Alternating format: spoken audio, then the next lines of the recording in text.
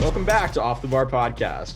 I'm Connor O'Brien. I'm joined today by Chris Will, George Sakaris, and Michael Figueroa. We've been doing We Needs and Wants the last few weeks. Been really heavy in that series. Today we're going to go more towards more of a current events roundup. We're just focusing on two specific topics today that we wanted to touch across the summer, but we haven't had the time to because of our series, because we're covering stuff that fans want. We're going to be looking at CR7's situation in Manchester United. Where's he going to go? Why doesn't anybody want him? How can you be one of the GOATs in soccer and not have a place to go? We're going to be discussing that. Also, probably the biggest current event of the summer in men's soccer so far, Barcelona's financial situation and how they're just blatantly ignoring it. We're going to dive into that too. But we're starting off with Ronaldo today. Ronaldo probably wants to leave Manchester United because he's won everywhere, right? Probably. I don't even think it's probably. I think it's become abundantly obvious. It's blatantly obvious that he doesn't want to play Europa League soccer. But he sat sixth. They came in sixth, and he's stuck there. So, lads, why do we think that he wants to go to another club like a Napoli, perhaps a Sporting Lisbon? Why would he want to go there instead of running the project at Manchester United? It's Manchester United. It's Europa League. I mean, Europa I think those are simple. I think with his age, he doesn't have time to waste. Like he doesn't want to be the one for the to be the one leading the rebuild. He's what is he, 37 or something? He doesn't have time to waste in the Europa League. So I think that's the biggest factor in my opinion. Ronaldo's gonna be in the Man U jersey playing Europa League game. All you hear is he's like, what the heck is this? What the? He's playing in like Athens against like Olympiacos. He's wondering where he is.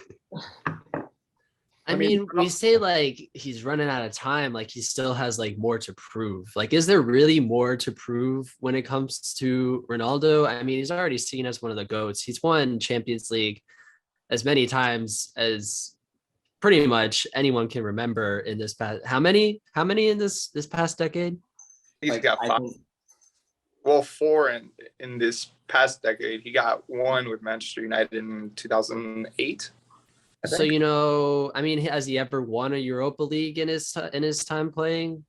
I don't think so. I don't think. Why not add that to the resume, right? It's the last trophy to win. They win the Europa, lads. They win the Europa League this year, come in 8th next year, win the Conference League the following year. He's won every trophy. Has Messi ever won the Europa League? I don't think so. Ronaldo goated. Well, he's got to win it first. He's got to make it there. Messi, 0 Europa League goals. Ronaldo 1. It would be hilarious to see, like... I even think so. It would be hilarious to see, like, Ronaldo get trashed by Rangers. And having to go to, like, Scotland and play, like, Celtic or, like, Olympiacos or somewhere like that. Just get absolutely, like, just a 3-1, like, loss. Dude, just, like, look back at that game against Brighton in the last Prem season where they got absolutely demolished, and you just look at Ronaldo. It's just pure disappointment. It's gonna be like that if he goes and plays Europa League, and I think he's just got to prepare himself for that. I mean, I don't know what this is going to do to like a Man United locker room in terms of like, your star player has made it like abundantly clear he does not want to be there. And now he's returning, and it's kind of like, well, you don't care about us. You don't care about this team. You just kind of care about yourself and your own legacy. So I'd be really interested to get a glimpse into what the locker room kind of chemistry is like right now. I mean, he has been training with them again. I don't think he leaves. I think he stays. Because there's also the other thing, nobody wants him. Like, so I think he stays. And that's going to be awfully humbling for him too. Like for most of his career, I think any team would pay any amount to have Ronaldo on their team. And now he's kind of hit a brick wall in a sense of, well, now nobody wants him. And it's kind of like, that's probably a first in his first time in a long time that there has been no team actively bidding for Ronaldo, which is wild. It's like, I think it's the same thing what happened with Messi last year, where not a lot of teams can afford him, and not a lot of teams really need a player of his caliber anymore. Because Ronaldo, like you said, he's like, what, 36 at this point, hitting 40? And not a lot of teams need a player like him the way he plays to like in their squad. And no team of that caliber needs a player in that position. Like the only teams I can think of that will possibly take him will be PSG if Neymar leaves. Bayern, but Bayern's already said no. Madrid, but he will be on the bench in Madrid. So it's not that Ronaldo's a bad player because he's still probably like a top scoring talent, but he's just nowhere where teams will need him at this point. Like I feel like his type of style is already kind of aged out. He's not getting faster. He's not going to be pressing forward anymore. He's not going to be running back. He's not going to do those type of things. And teams need that now. And it's like, hey, dude, like you're not playing at the top level you used to play. And, you know, it's like, I'm sorry, but like not a lot of teams are going to need you anymore. It's not like he's a bad player. He can obviously go to La Liga and probably be like top 5 scorer, probably top 3, if I'm being honest. But it doesn't seem like it's going to happen at this point. I mean, he was among the top 3 in Prem this past season, despite, you know, a very slow start and all those things. I do think that the only Champions League side that had the right combination of a need for Ronaldo and the ability to afford Ronaldo would have been Bayern, because, you know, obviously with Lewandowski leaving, they needed to fill that number 9 spot. So them saying no, I think immediately kind of, to me, was the signal of, yeah, this isn't happening. He's not going to go to a team and go play Champions League football, because all the top teams that can afford Ronaldo, that could afford Ronaldo in theory, already have their guy in a sense. I don't think there's any other clubs that are really looking for a number 9 when Chelsea and Bayern Munich both have essentially said, yeah, it's not happening. So I don't think there's really anyone else left. Yeah, no, for Ronaldo to go to another team right now, he'd have to both he'd definitely have to slash his wages, because nobody's willing to pay that much money for a guy in his late 30s that has shown, as we saw last year. 2 seasons ago, Manchester United finished 2nd in the league. They add Ronaldo, they finished 6th. Despite Ronaldo's like goal scoring, despite all this, he detracts so much from the way the team plays because he needs the ball so much that it almost becomes detrimental to the team.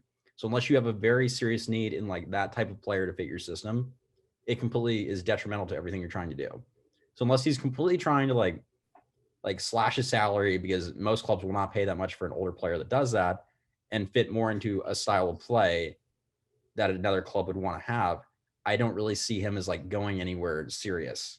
He himself would want to go somewhere that will both pay him and be seriously competitive, at least in Champions League, and most likely in a league too. So like that probably would rule out like a Sporting Lisbon that would want him. That would rule out like a move to the Middle East. That would rule out like a big money move elsewhere. And it leaves like Chelsea and Bayern, who both said no. So your option now is like stay United or compromise with somebody. And he's, but you know, United.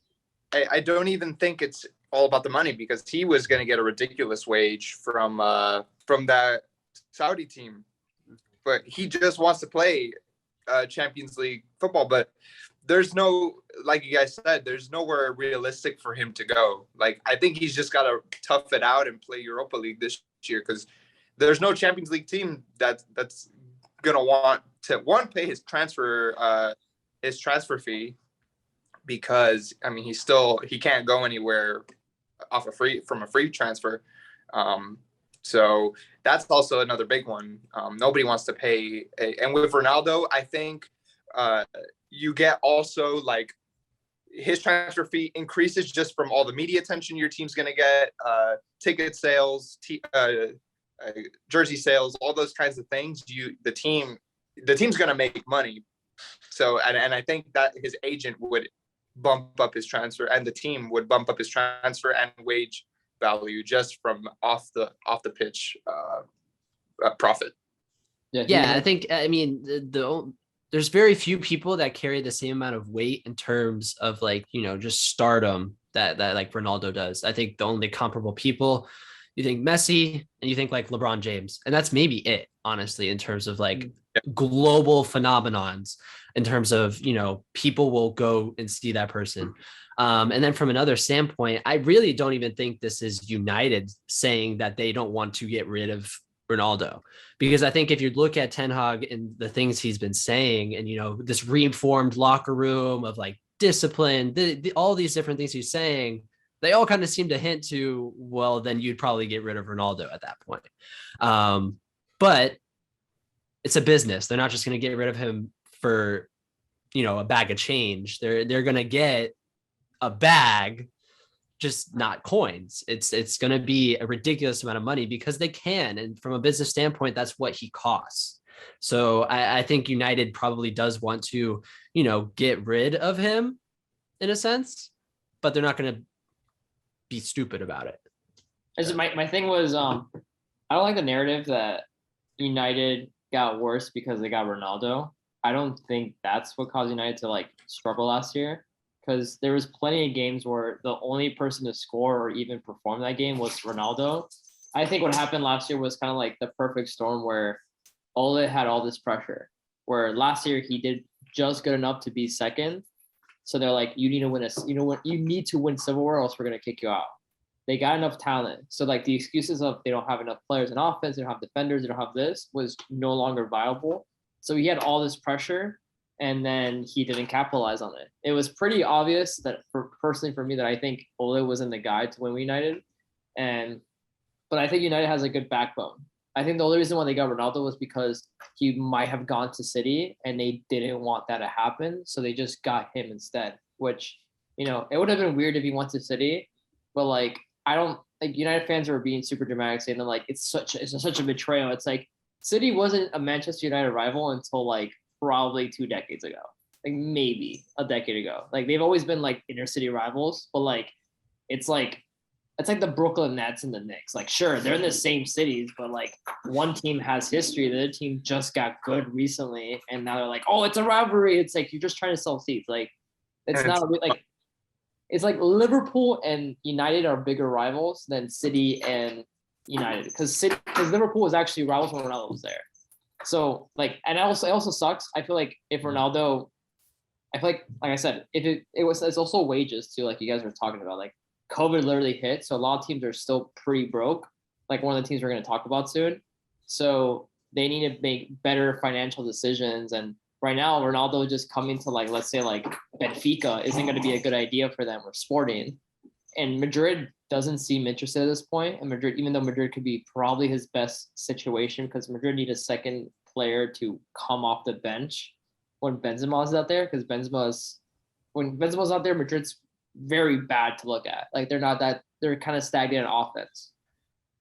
So I think he'll be a great player there, but I don't think Perez really cares to. I feel like that ship is already sailed for both of them. And now it's just kind of like the man just kind of aged out in the wrong time. Like if the pandemic wouldn't have happened, he would have probably had a bunch of bids for him. The same thing as Messi instead of going to PSG. But that's not what happened. And I feel like they got stuck with like basically being in a way too good to not be able to go anywhere.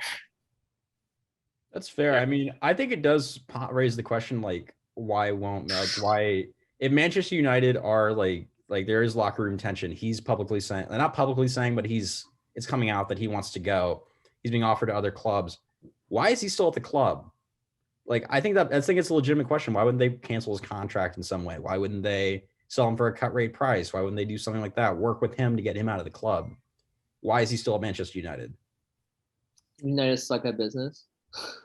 And I think it's a slew of reasons, because I mean, especially with the way that transfers happen in the world of football, I mean, you essentially have to cater to 3 parties. You have to cater to the team that's selling, the player, and the other team. And I don't think there's any combination that I see where every side thinks they get a win out of it. I don't, because like we've said before, first of all, there's no way Ronaldo's coming off the bench of any team he goes to. So, teams that already have a striker that they're committed to, if they're saying Ronaldo's going to come off the bench, I think that already knocks all those teams off. And then you have to meet the financial requirements too. And like Michael was saying, like with COVID hitting, that doesn't really help things. So I just think I don't think there's a situation where every side is like, okay, this works for us. I don't think that exists anywhere. No, I think that's really fair. And we've mentioned how the club impact comes into that. And speaking of another club that's really impacting the global soccer landscape right now, we move on to the Barcelona situation. I think we should dive in a little bit, maybe talk about like what exactly is going on. I'll look to our La Liga guys, George and Michael, to take it away. George, would you like the honors of talking about your club?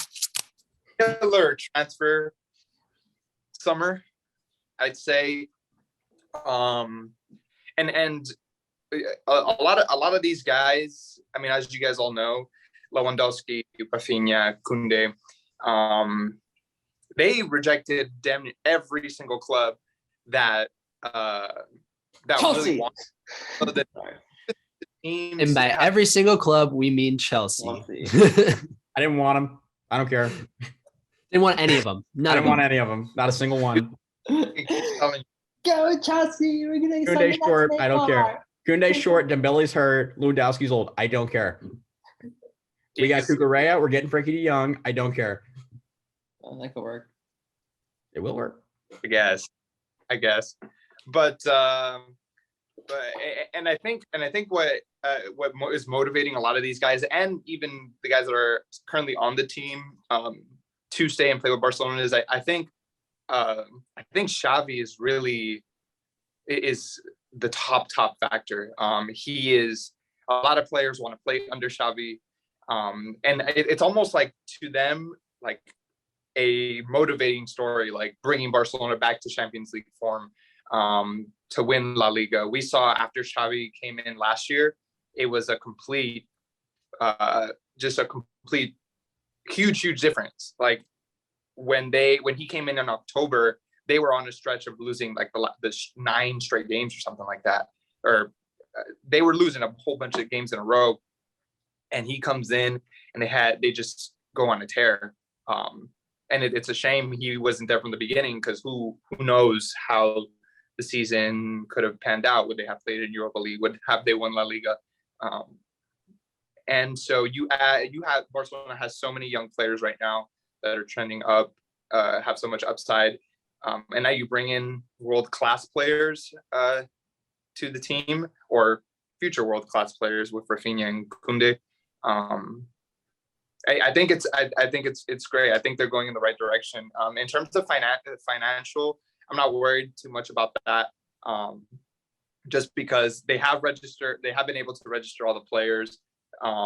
They have now, granted, they are selling a lot of shit to get it done, but I'm sure they would not have signed these players if they didn't know they could afford it.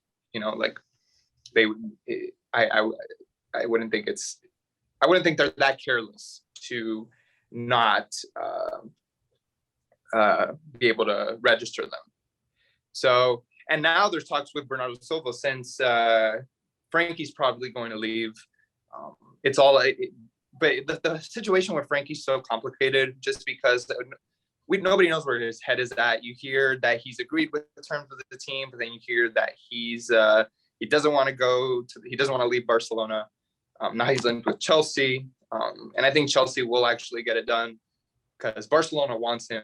As much as Laporta says that Frankie's a Barcelona player, they want him gone because Xavi prefers Bernardo Silva. Xavi prefers him a lot, but yeah. So here's the thing is that, so obviously pointing out their Madrid bias, I have, but I think and Barca had that whole issue with their previous president being, corrupt and making these horrible decisions and basically sinking the club down is what he did. But I don't think Barca's also doing good business either.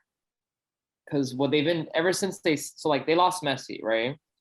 Messi had to leave. They weren't able to register him. It was very sad. But in that same summer, while they knew they couldn't register Messi, they got Agüero, they got Depay, and I think they also got like a couple other players too. And then they loaned out some talent. Sure, they moved some pieces around, but it seems that Barcelona was kind of like still trying to make signings when they knew that they were struggling with money, and they were telling players to take pay cuts.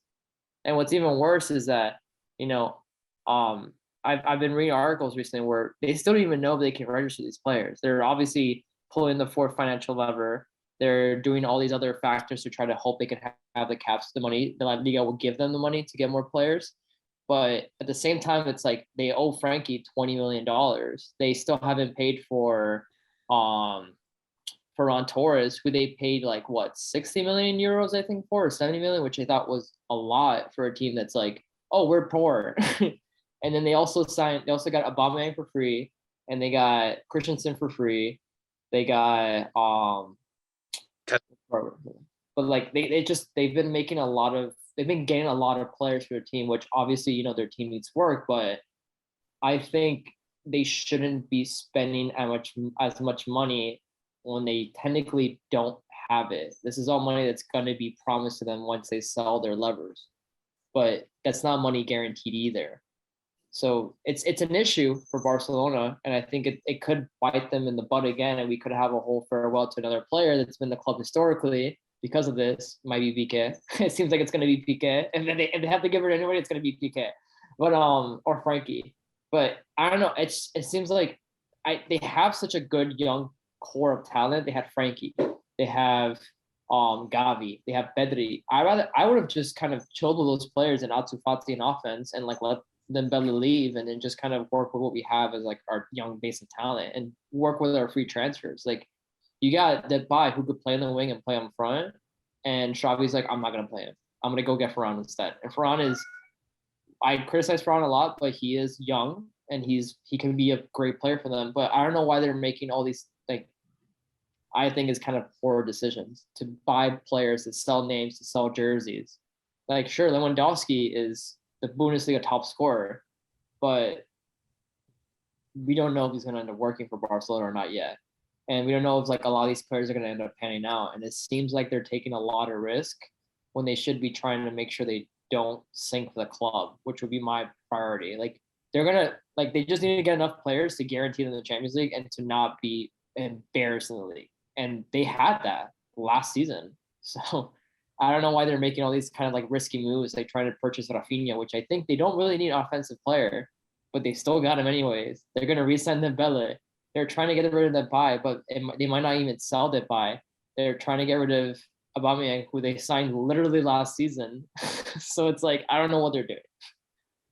Yeah, it's like an oddly run like FIFA career mode. Like somewhat like some kid in his basement playing FIFA is running Barcelona right now and just buying big names with absolutely no idea what they're gonna do going forward. It seems like everything they're doing seems like just short-term solution, and it's just compounding on top of itself. Like it is gonna collapse soon. Like all of these like economic levers that they're pulling, like it's all theoretical. Like it is all just like, oh, we hope this is enough. Like we hope this actually works, that we hope like this and that. Like it is just, it's chaos. And like, you know, we talk about financial fair play and all these things, and Barcelona is basically just giving like the double middle finger to all of that, because no one cares, because they're just gonna like find some way to like make it work in the short term, and then everyone will forget about it. We talked about it on this podcast before. Like if Man City and PSG got around their financial fair play like ruling, like in their appeal, dude, Barcelona is gonna be fine. Like Barcelona's history alone, no one's gonna care. They're gonna look the other way. Like I have no idea how this is like long term something that they can keep up. I don't think it is. I really don't. What I think is going to happen is that they're going to get really screwed over financially, and then La Liga is going to be like, we can't let you sign players. Like, what are you going to do? We're the biggest brand. You're going to kick us out of the league. You're going to take, you know how much money you're going to lose from us? Like, I think the amount of the amount of money Madrid and Barca have when it comes to like overall revenue from their matches in La Liga is insane. Because of that, they're not going to be touched. They're too big to fail. If they fail, that league is going to collapse. Because yeah, sure, you have Madrid and Atletico, but that's it. Like Sevilla is a good uppercomer. Valencia used to be a big one, but they've just been taken down recently, also with financial woes. Like you're just gonna have two teams from Madrid winning all the time, and Barcelona's gonna be like maybe demoted if they, you know, obviously have like a financial situation where they can't even afford to be in the league anymore. but it's not gonna happen. Like they're gonna find a way to bail them out. They're gonna find a way to do it. It's kind of the way I see it is I'm gonna go like it reminds so like back in like 2006 or like 2003 when Juventus cheated in their league, they got demoted and they got points taken away. I think the way that big teams are so powerful now in soccer, as in like PSG, City, Real Madrid, Barcelona, and United, like those teams will never get that punishment again because financially, the sport, especially now when like most of the teams are struggling financially, are not going to risk that. They're going to do whatever they can to make sure the big teams stay afloat and they get pleased because it's going to bring them revenue. So I think that's what's going to happen with it. Like if Barcelona do mess up, they're going to get bailed out somehow. They're going to be fine. Some team is going to buy a player for an insanely expensive price or take players from them and loan them for free and basically take their wages so they don't have to worry about it. Something's going to happen, like, and they're going to be fine. But it's like they shouldn't be fine. Something important to note also, the previous president, the way we got into this mess was due to the ridiculous wages that they were giving. I mean, Antoine Griezmann was making like 20 million. Dembele was making like 17 million. And a whole bunch of just awful wages down the road. Right. Everything collapsed in terms of like wages. It all started after the Neymar deal. And then Barcelona was just buying really high with really high wages and these players, and then they sold them for pennies. They got Coutinho also, off his wage was ridiculous. Now all these players that they're getting now don't have nearly the same amount of high wages that these players had. Like Lewandowski signed for 9 million or got 9 million in wages. Rafinha somewhere around there too. Koundé's wages are a lot lower as well. So in terms of playing, I and the transfer fees they're paying for all these players is almost nothing compared to what they paid for Griezmann, Dembele, and Coutinho. Like Lewandowski for 50 million, they got Rafinha for 45, and I believe they got Koundé for 50 as well, and then all the other free transfers. So I mean, I don't think, and also something that came out today was they are telling Piqué will probably be the next person to leave, just because if he does not agree to a pay cut, they do have to pull the fourth lever. If he agrees to the pay cut, then that's not necessary. Now, their eyes are still on Bernardo Silva in the case that Frankie leaves, and they want Frankie to leave. I don't understand so much why why won't they just pay him? But there's got to be something beneath all that, because I mean, imagine being at a club that won't pay you the wages that you want, that obviously they owe you, but you still want to stay there. He still wants to stay at Barcelona, knowing that there's got to be something else that's missing that just. Well, then not to mention that they're going and buying all these players too. I mean, like they're paying for these transfer fees to get all these people. And it's like, there seems to be two sides of Barcelona's business. The one side that's saying, we have no money, we can't do this. Please take a pay cut for us. They're telling their veteran players, guys that are legacy players, please take less money. We can't afford to do this. And then they're turning around and going and spending on players that they arguably don't even need. I mean, when we look at this transfer window, I mean, realistically, who did they really need that they got? Koundé was a great pickup. I think they needed Koundé. You know, you can't turn down Lewandowski for that price.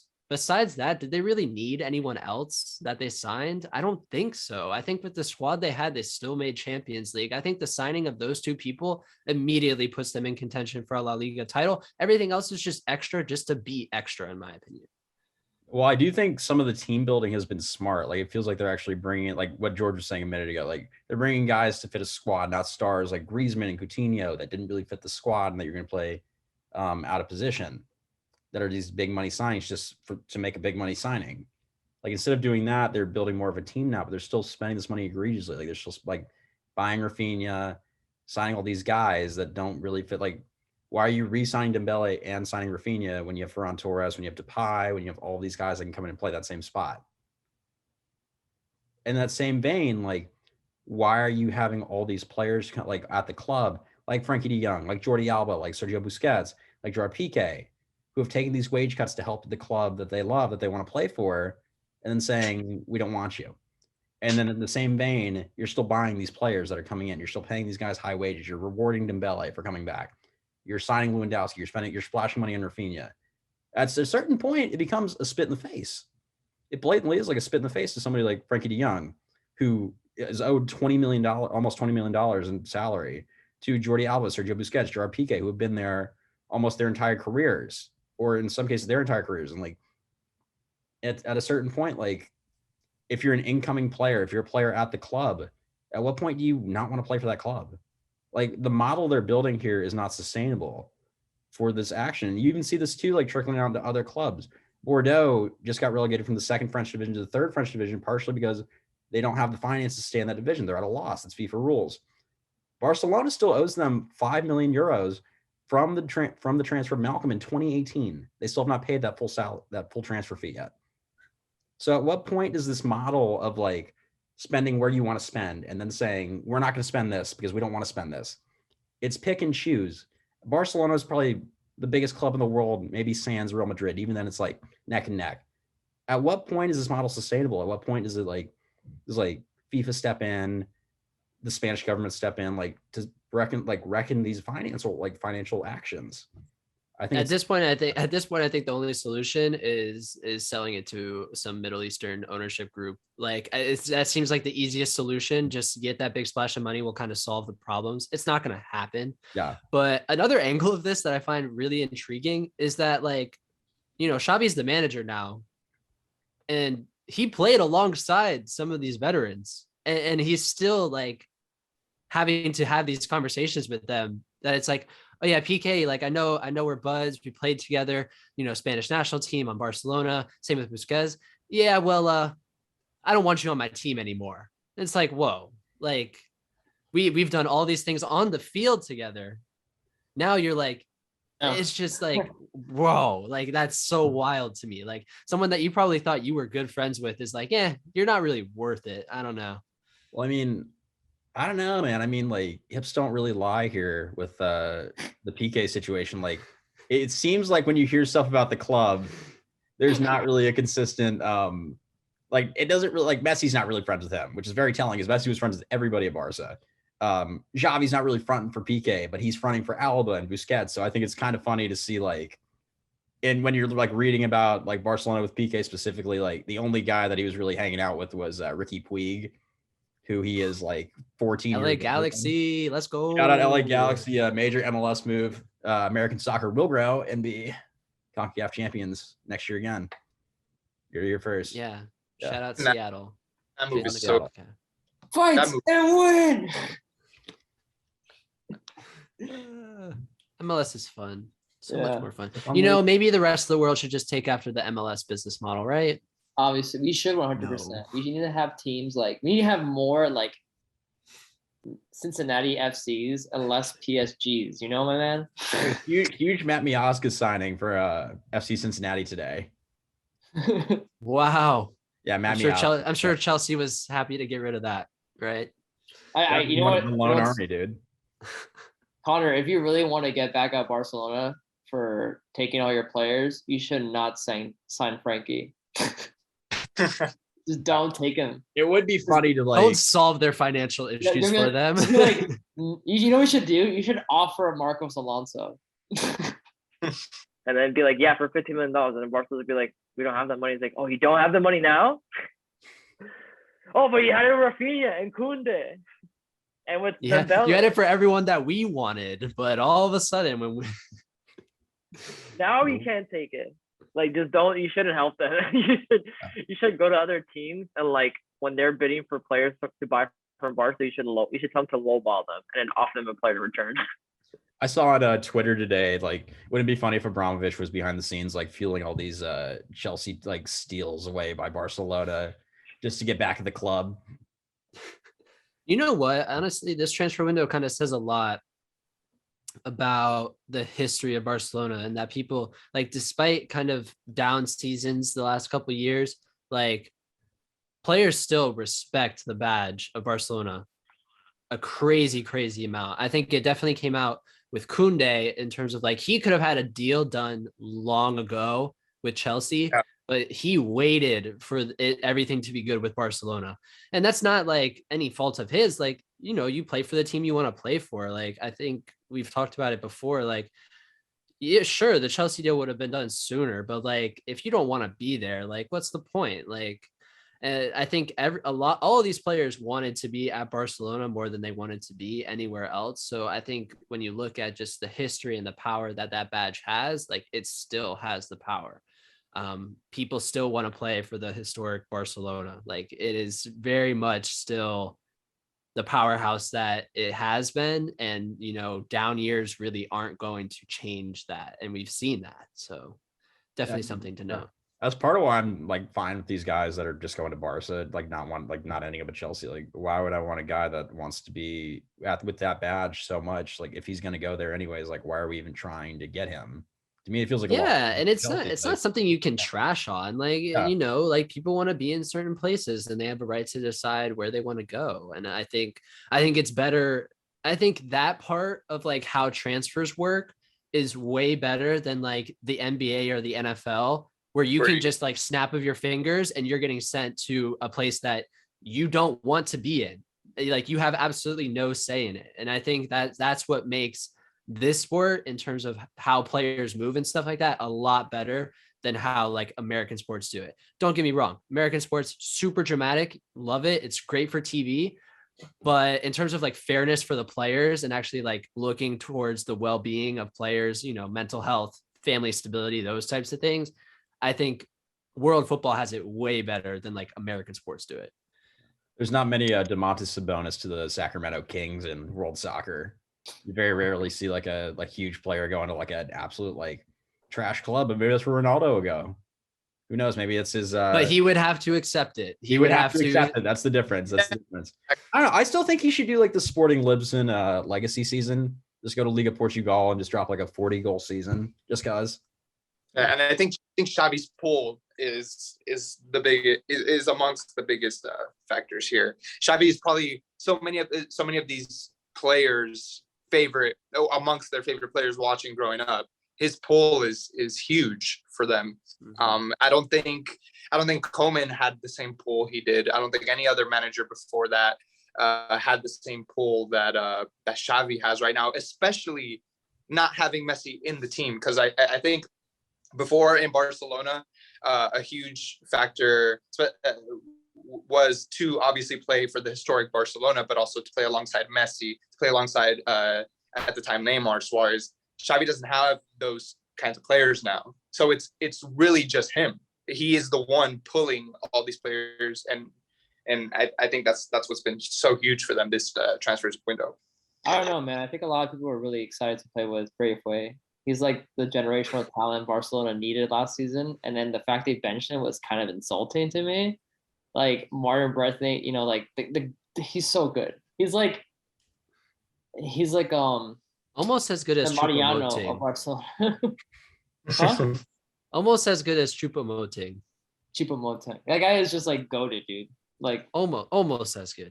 Almost as good. I mean, that's why you're seeing like Cucurella, and like other players like rejecting like Barcelona right now because they just sent Longley out on loan. Like, that's clearly affecting all their transfer business right now. Like, all these guys not wanting to go to the clubs because like Umtiti's about to leave and go to Olympiacos. Like, the staples of the club are leaving.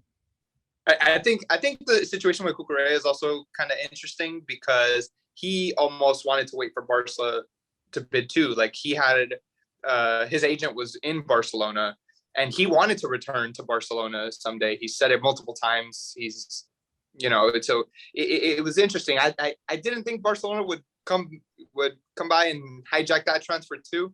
But he did mention interest in coming to Barcelona again, and he's even doing this after they let him go. It's interesting, like what we were saying earlier. Like, Barcelona's letting go a lot of these players. They're about to let go of Frankie, but they still want to be there. Like, they don't hold resentment towards the club.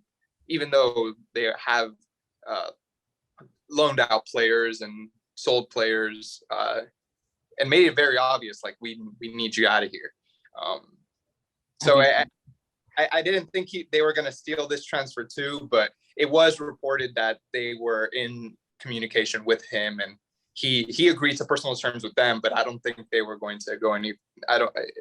Hearing that after Azpilicueta was renewed, and right now the whole Frankie situation, I think they were just going to hold back on that. Yeah, I feel like another thing that helps with Barcelona getting talent is like Barcelona is like a way nicer city to be at than London is most of the year. Maybe the Arsenal part of London. No, maybe yeah, the parts that aren't blue. Wait, that's all of London. I think I forgot for a second. that's whole London. The whole London is kind of like not nicer than like It's a nice shade of maroon for West Ham. Like you go to what, like you go to London and it's like pretty cold. You're in the middle of the city. The river. Not right now. It's not cold. It's hot right Wait, now. Hot now. Wait, global like the warming. world's on fire. But then you go to like Barcelona, you got beaches, you got all that nice area. You're gonna be playing La Liga. You're gonna have all that nice food. You don't have to be going to England eating gravy fries all the time. You can eat like actual like well-cooked seasoned food, which is something the English struggle to do. Even though they invaded half of the world, they just didn't take their spices with them. Well, maybe Arsenal should get some beaches too. Most important, they don't have to do it on a rainy day at Stoke. So yeah, that's the hard thing, That's like they're like Messi. That's the test of Ronaldo. Ronaldo this season has not been able to do it on a rainy day in Stoke. So I think Messi needs to come to Fulham. That's the next move. Is if Messi's really the GOAT, he'll come to Brighton and show that he can do it in the FA Cup on a Tuesday. Honestly, if Messi was a real one, he would go play for Wrexham AFC and take them to the Premier League. He's got 3 years left. They could be up in 3 years. They can do it. I believe in Wrexham. 2 straight promotions. Yeah. Shout out Rob McElhenney and that other super handsome guy that runs that club. I was going to say, we're not just going to ignore Ryan Reynolds. Ryan Reynolds. Right. Those TikToks are amazing. It's like Deadpool telling me how they did. The Wrexham AFC like social media it's such a great campaign right now. And they have a documentary coming out soon. I was gonna say they have a documentary coming, don't they? Yeah. Disney Plus. I'm looking forward to that. Yeah. Oh, it's Disney Plus. I think so. Believe so. If it was gonna be an HBO Max, they would have just canceled it.